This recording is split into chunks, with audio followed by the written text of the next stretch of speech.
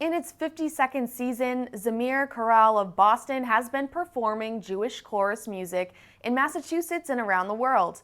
And while this year's season may be a little different because of COVID-19, Zamir Chorale has adapted to continue bringing messages of joy and beauty with their weekly musical messages. Jen Adams has their story.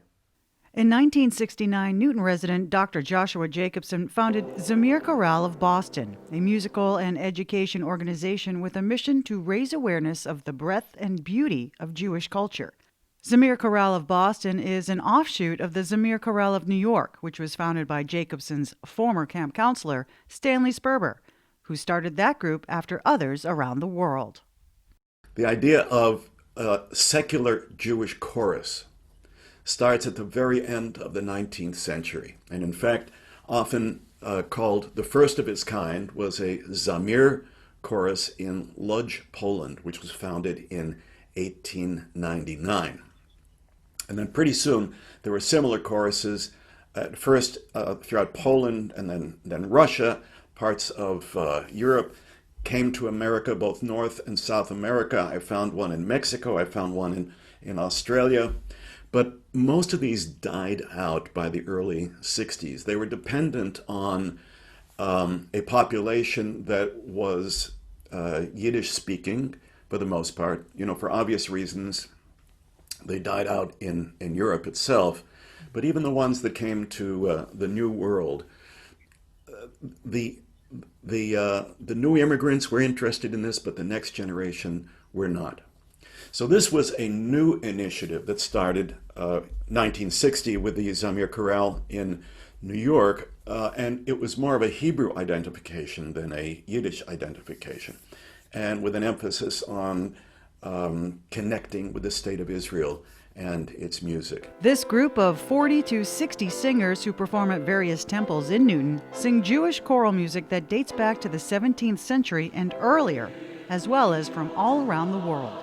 Our repertoire consists of the classical repertoire, as well as arrangements of popular songs, folk songs, music theater.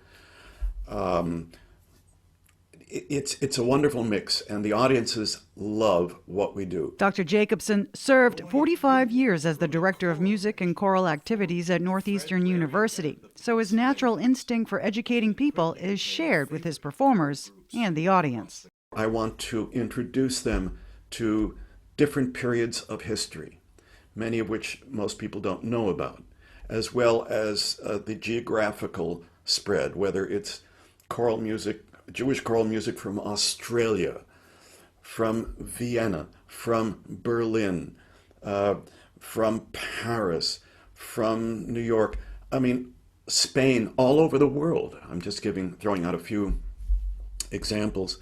And again, if people don't know about it, there is the pleasure of learning something different, but learning it in a very pleasurable way by listening to music.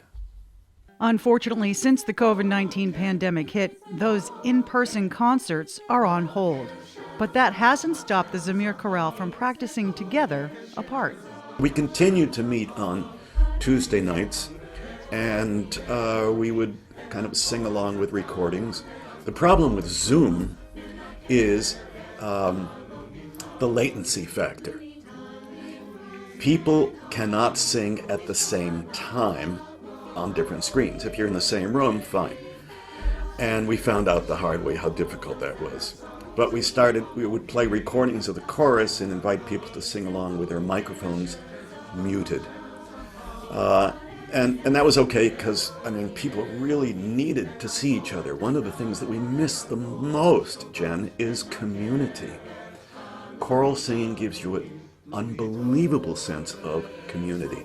Each week, Dr. Jacobson sends out musical messages to try and bring that feeling of joy and community to people's homes. 38-year-old composer Sholem Sekunda has written a hit musical comedy in Yiddish. It's called Men ken leben, no men los nicht.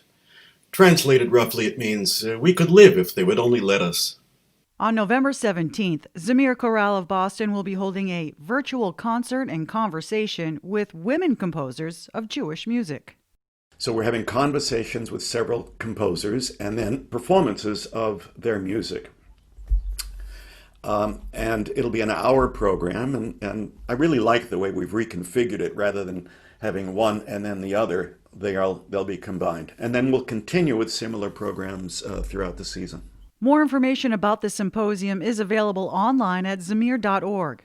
You can also sign up for the weekly musical messages for inspiration. Jen Adams, Newton News, Auburndale.